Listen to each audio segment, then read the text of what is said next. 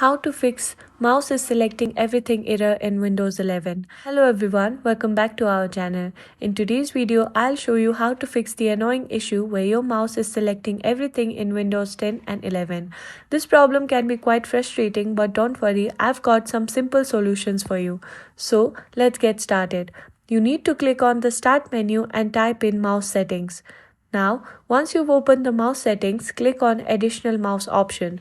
Look for the option that says Turn on Click Lock. If it's selected, make sure to deselect it and then click on Apply and then OK. This should help you resolve the issue.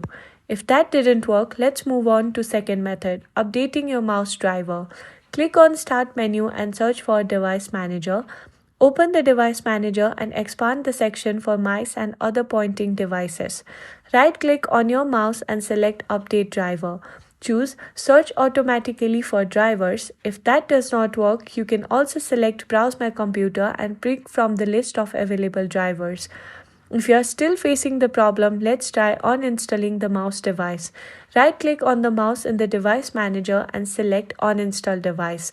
After uninstalling, restart your computer. When your computer restarts, it will automatically reinstall the mouse driver, which should fix the problem.